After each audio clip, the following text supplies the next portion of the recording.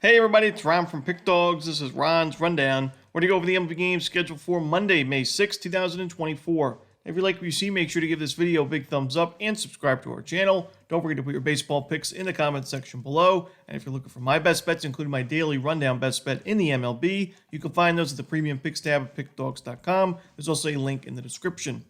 Alrighty, here we go. Here are the games for Monday, a new week in Major League Baseball. First up, it's the San Francisco Giants taking on the Philadelphia Phillies. This one 4:05 Eastern. No official starter for San Francisco, but Christopher Sanchez should be going for the Phillies. Sanchez has pitched really well at home this season. It's a small sample size, but he struggled on the road like his last game against the Angels. 5 innings, 4 earned runs, 7 base hits. But in his 17 innings at Citizens Bank Park this year, he's got a 2.12 ERA. 24 strikeouts, no home runs given up. He's just been much sharper there. And I think he pitches well against the Giants team. It's below league average in offense against left-handed pitching.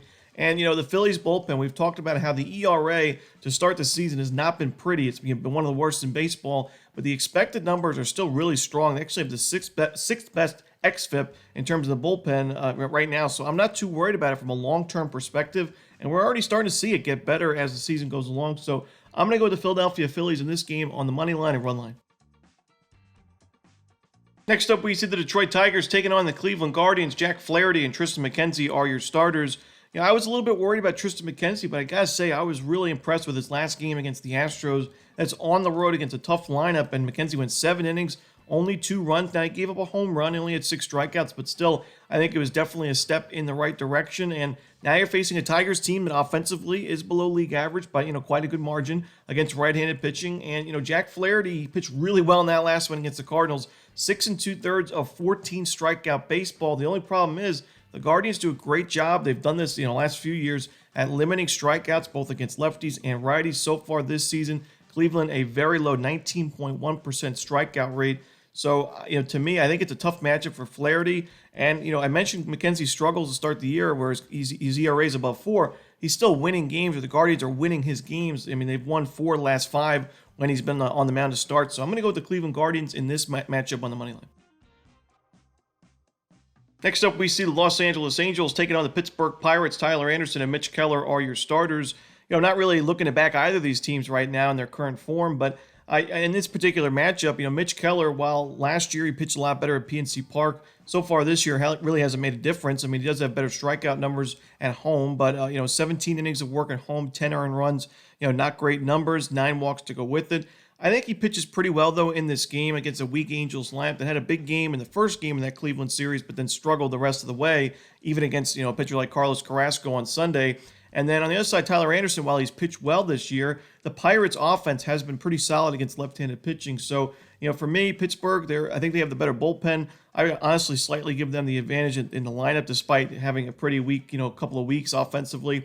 And I think they have the more trustworthy starter, at least in this particular matchup. So I'm going to go with the Pirates here on the money line. Next up, we see the Chicago White Sox taking on the Tampa Bay Rays. There's no official lineup for this game, so we could see a pitching change. Right now on ESPN, I'm seeing Tyler Alexander and Mike Soroka. But, in this matchup, the Rays probably playing with a little bit of revenge after getting swept by the White Sox not too long ago. And, that was a White Sox team that was really struggling. They only had 3 wins, I think, going into that series. And now, they swept that series. They didn't play too well against the Minnesota Twins, but they went on to beat the Cardinals in 2 of 3 in St. Louis this weekend. So I would say that, definitely improving. Tommy Pham has been a nice addition to the lineup recently. And I think, the White Sox will be a little bit more competitive as the season continues. I still think they're one of the weakest, if not the worst team in Major League Baseball. And, the Rays on the other side, another team that's improved. We saw this weekend series. They had a big offensive, series. They scored 10 runs in game 1. Game 2 was a little bit more lower scoring, but 3-1 win. And then a comeback victory, 7-6 in extra innings on Sunday. So the Rays turning it on. They have a winning record at Tropicana Field despite the losing record overall. So they've been better at home.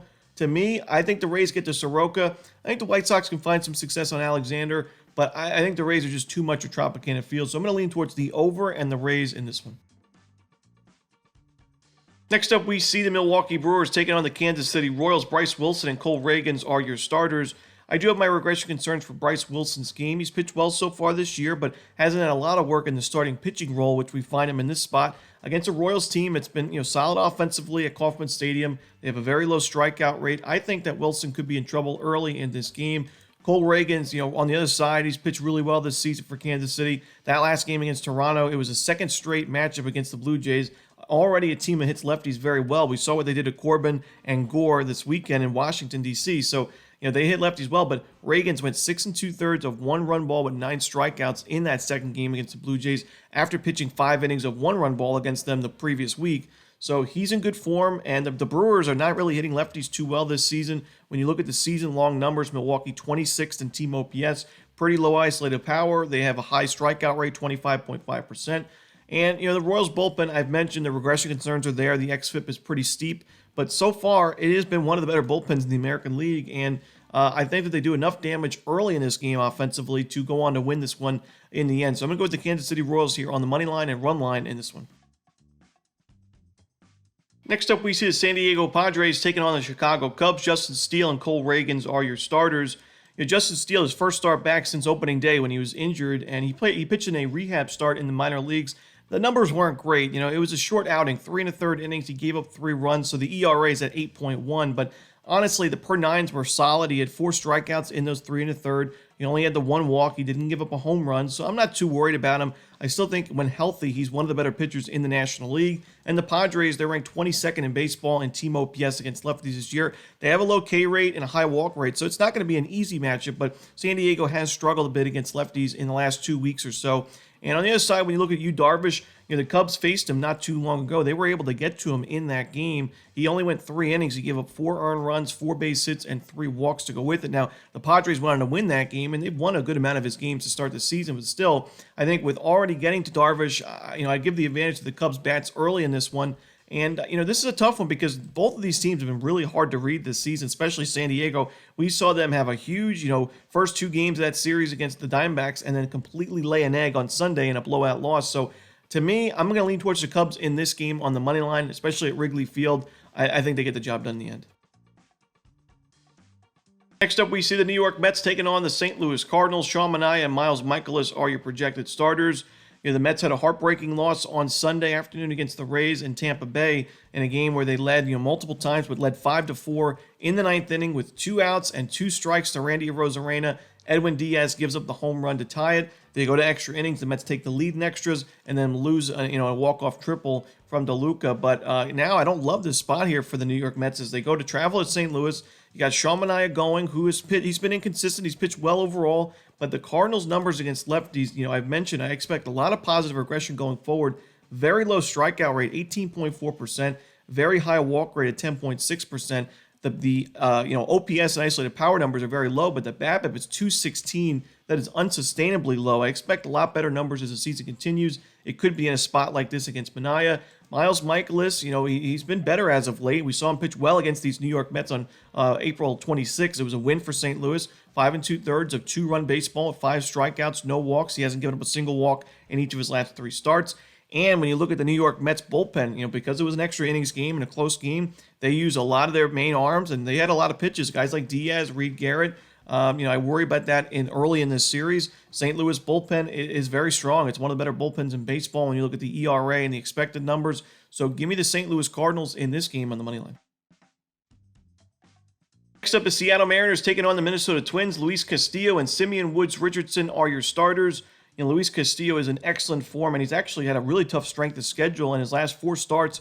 His last 4 games, 4 earned runs combined through those outings against the Cubs, Rockies at Coors Field, Rangers on the road, and the Atlanta Braves. He's got great strikeout numbers. The control's been a lot better, and the Mariners have won each of his last 3 starts. So he's in great form.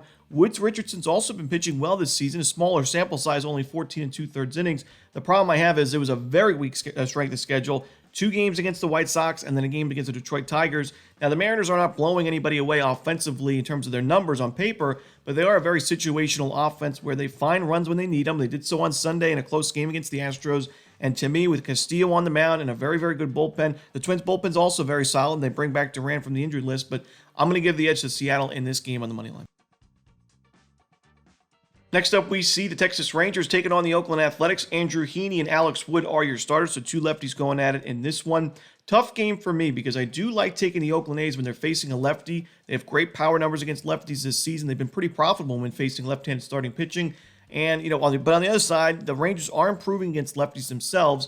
facing a starter that I don't love in Alex Wood, but he has been better recently. His last 2 starts, 3 earned runs combined. It's a tough one. Andrew Heaney has not been a very profitable pitcher this season. In fact, the Rangers have lost every single one of his games, all 6 of them, to start the year. So it is tough to back him at this kind of price.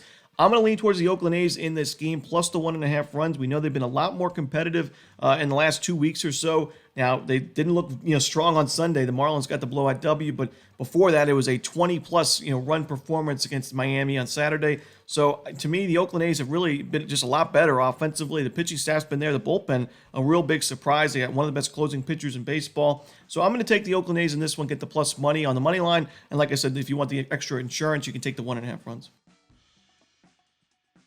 Next up, we see the final game for the Monday card of Major League Baseball, the Miami Marlins and the Los Angeles Dodgers. Walker Buehler for Los Angeles, no official starter for the Fish. Walker Buehler making his season debut in this one, made some rehab starts in the minor leagues. Not amazing numbers, but not terrible numbers either. His ERA, I think, a little bit above 4. Strikeout numbers were there. He gave up some sharp contact. The control's off a little bit, but I'm not too worried about him, especially when you get a chance to, in your season debut, face a team like the Marlins, who have some of the worst numbers offensively against right-handed pitching in the league. And when we look at these numbers, we got to remember a large majority of their plate appearances were with Luis Arraez in the lineup. And now he's a member of the Padres. So, one of the best hitters in baseball is no longer on a struggling offense. The lineup's even worse now. So to me, Walker Buehler, I think, gets through 4 or 5 decent innings, turns it over to a Dodgers bullpen that's been improving. And then when you look at this Dodgers lineup, it has been red hot. They even got to Max Fried on Sunday. I really like that matchup for Atlanta. But, while Max Fried wasn't horrible, Shohei Ohtani is just a couple of home runs all you need. And the Dodgers, found another W. So they're red hot. I got to go with the Dodgers in this game and lay the 1.5 runs. And that's it. Those are the games for Monday in baseball. Hope you enjoyed this video. If you did, don't forget to hit that like button and subscribe. And don't forget to put your baseball picks in the comments section below. Again, if you're looking for my best bets, you can find those at Pick Dawgz Premium. As always, this is Ron Romanelli. Good luck.